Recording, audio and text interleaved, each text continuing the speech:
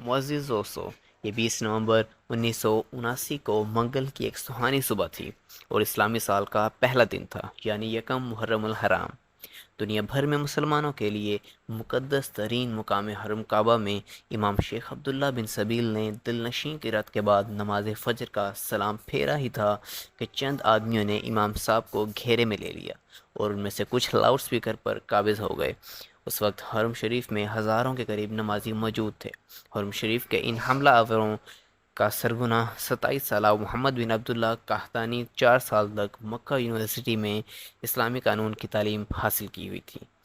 اس کا دست راست جہیمان بن سیف الطیب تھا۔ جہیمان کا تعلیم ایک پدو قبیلے سے تھا اور سعودی عرب کے مصروف عالم دین عبدالعزیز بن باز کی تعلیمات سے نہایت متاثر تھا۔ اس نے عبدالعزیز بن باز کی قائم کی ہوئی سلفی جماعت میں شمولیت اختیار کی، جس کا مقصد سعودی عرب میں اسلام کی اصلی شکل برقرار رکھنا تھا۔ جہیمان کی شدت پسندی وقت کے ساتھ ساتھ بڑھتی چلی گئی، جس کے باعث 1978 میں سعودی حکومت نے اسے ساتھیوں سمیت سزا بھی دی، مگر وہ تبدیل نہ ہو سکا اور اپنے ساتھیوں کے ساتھ مل کر خانہ کعبہ پر حملہ آور ہو گیا۔ اور 20 نومبر 1979 کا یہ سیاہ ترین دن تھا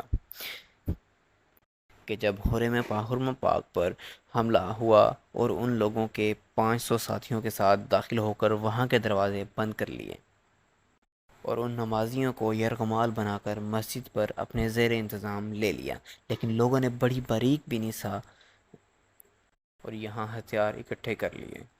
جب تمام تیاریاں مکمل ہو چکیں تو اچانک حرم کے تمام دروازے بند کر کے اپنے افراد کھڑے کر کے پھر ایک آدمی اٹھا اور اس نے عربی میں اعلان کیا کہ مہدی موعود، اس کا نام محمد بن عبداللہ تھا، وہ آ چکا ہے۔ اس کے بعد اعلان کیا کہ میں اس نئی صدی کا مہدی ہوں اور سب لوگ میرے ہاتھ پر بیعت کریں، اور گمراہ ٹولے نے مقام ابراہیم کے پاس جا کے گولیوں سے لوگوں کو دھمکاتے ہوئے بہت شروع کر دی تھی۔ خواتین و حضرات، یہ بہت صدیوں کے بعد پہلا واقعہ تھا جب خانہ کعبہ عام مسلمانوں کے لیے بند کر دیا گیا تھا۔ ہر طرف سے دروازے بند کر دیے گئے تھے اور کسی کو باہر سے اندر یا اندر سے باہر جانے کی اجازت نہ تھی، اور حکومت نے اس واقعے سے نمٹنے کے لیے اپنی فوج بھی داخل کی، لیکن خانہ کعبہ کے تقدس اور کم تربیت کی وجہ سے سعودی فوج کامیاب نہ ہو سکے۔ پھر سعودی حکومت نے مواصلات بند کر دیے تاکہ یہ بات باہر نہ پھیلے، لیکن وہ اس میں بھی ناکام ہوئے۔ جب یہ خبر دنیا بھر میں پھیلی کہ اس وقت خانہ کعبہ پر دہشت گردوں کا قبضہ ہے تو مسلمانوں میں غم اور غصہ کی لہر آ گئی اور ہر طرف یہ مطالبہ کیا جانے لگا کہ اس مقام کو ان دہشت گردوں سے پاک کیا جائے، لیکن سعودی حکومت اور عجیب کشمکش میں مبتلا تھی، کیونکہ بیت اللہ کے قریب خون نہیں بہایا جا سکتا تھا، اور اگر وہاں پر اسلحہ سے حملہ کیا جاتا تو بیت اللہ کو بھی نقصان پہنچنے کا خدشہ تھا، اور سعودی اس اسکل سے محروم تھے۔ پھر انہوں نے فرانس کی آرمی سے مدد مانگنی چاہی، مگر چونکہ غیر مسلموں کو مکہ میں جانے کی اجازت نہیں تھی تو سعودی اہلکار فرانس آرمی کو ساتھ لے کر نہیں جا سکے۔ چنانچہ نگاہ انتخاب پاک فوج پر پڑی۔ سعودی فرما روا شاہد خالد نے 32 علماء پر مشتمل اجلاس فوری طلب کر لیا اور خانہ کعبہ کے دفاع کے لیے پاکستانی فوج سے رابطہ کیا۔ اس وقت پاکستان میں جنرل ضیاء الحق کی حکومت تھی۔ پاک فوج کو سعودی حکومت کے کہنے سے پہلے ہی بیت اللہ کے تحفظ کے لیے تیار تھی، اور پھر پاکستان کے آرمی کے SSG کمانڈوز پر مشتمل ایک خصوصی دستہ تیار کیا گیا اور اسے بیت اللہ کے تحفظ کے لیے سعودیہ روانہ کیا گیا۔ دوستو، اب آپ کو بتاتے ہیں جس کام کو کرنے سے سعودی اور فرانسیسی کمانڈوز ناکام رہے، اس کام پر پاک فوج کے شاہینوں نے کس طرح قابو پایا اور بیت اللہ کو کس طرح پاک کروایا، اور پوری دنیا میں یہ پیغام بھیج دیا کہ جب بھی خانہ کعبہ پر کسی کی میلی آنکھ پڑی تو پاک فوج بغیر کچھ سوچے سمجھے خانہ کعبہ کی طرف چل پڑے گی۔ لیکن ان تفصیلات پر جانے سے پہلے آپ سب کو گزارش ہے کہ اس ویڈیو کو لائک اور سبسکرائب کو ضرور دبائیں۔ اور ریڈ آئیکن کے بٹن کو بھی دبا دیجیے۔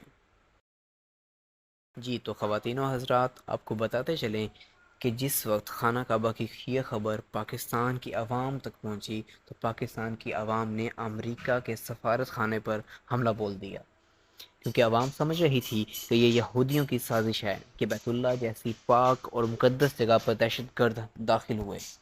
حالات یہاں ایک سنگین تھے کہ کئی ملکوں کے درمیان جنگ چھڑ سکتی تھی۔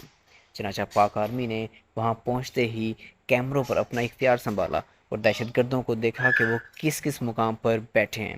چنانچہ اس محاصرے کو ایک ہفتے سے زیادہ ہو چکا تھا اور کم و بیش 1 لاکھ مسلمان وہاں اندر ہی محصور تھے۔ دوستو، پاک فوج کا یہ انداز اور طریقہ کار ہے کہ یہ اتنی جلدی دشمن پر حملہ بولتے ہیں کہ دشمن کو سوچنے تک کا وقت بھی نہیں ملتا۔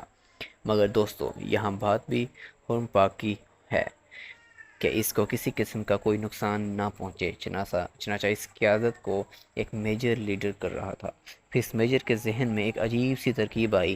اس نے سب سے پہلے اپنی جانبازوں کو بلایا اور ان سے حلف لیا کہ وہ بیت اللہ کی حفاظت کے لیے اپنی جان تک کی قربانی دیں گے، اور مسلمانوں کی یہ فوج خوشی سے حلف اٹھائی گئی، کیونکہ انہوں نے اسے ایک سعادت سمجھا اور کہا کہ اگر کوئی دہشت گرد خانہ کعبہ کی طرف دیکھے تو وہ سینہ سپر ہو کر کھڑے ہو جائیں گے اور اپنی شہادت نوش کر دیں گے، مگر حرم پاک کو آنچ تک نہ آنے دیں گے۔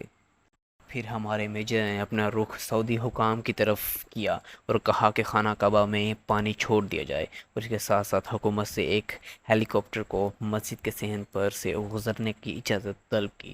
چنانچہ حکومت نے کڑوا گھونٹ بھر کر یہ اجازت دے دی۔ خواتین و حضرات، اس کے بعد اصل ایکشن شروع ہوا۔ اس کے بعد پاک فوج کے اسپیشل سروس گروپ کو ہیلی کاپٹر کے ذریعے خانہ کعبہ میں اتارا جانے لگا۔ ایک طرف یہ کارروائی ہو رہی تھی اور دوسری جانب خانہ کعبہ میں پانی چھوڑا جانے لگا، اور پھر میجر کے حکم پر اسی وقت پانی میں کرنٹ چھوڑ دیا گیا۔ اس کارروائی کی وجہ سے شارپ شوٹر غیر فعال اور مفلوج ہو گئے، اور پاک فوج کے سائپرز نے اسی وقت ان دہشت گردوں پر نشانہ بنایا۔ جیسے ہی معاملہ کنٹرول میں آیا، ویسے ہی پاک فوج نے خانہ کعبہ کے اندر داخل ہو کر دہشت گردوں کو گردنوں سے دبوچ لیا۔ پاک فوج کے ان شہروں نے اپنے لیڈر کی اسی قیادت میں، اس غیر معمولی قوت میں اس معاملے پر قابو پایا، اور اس واقعے میں محمد بن عبداللہ، جس نے امام مہدی ہونے کا دعویٰ کیا تھا، وہ اسی آپریشن میں ہلاک ہو گیا، اور اس طرح پاک فوج کی ذہانت سے کم تر نقصان میں خانہ کعبہ کو رہا کر لیا گیا۔ تو دوستو، آج ویڈیو کو باقی دوستوں تو یہ تھی آج کی ویڈیو۔ اگر آپ کو میری ویڈیو اچھی لگے تو لائک ضرور کر دیجیے گا، اور ہاں، شیئر کرنا مت بھولیے گا۔ اللہ نگہبان، خدا حافظ۔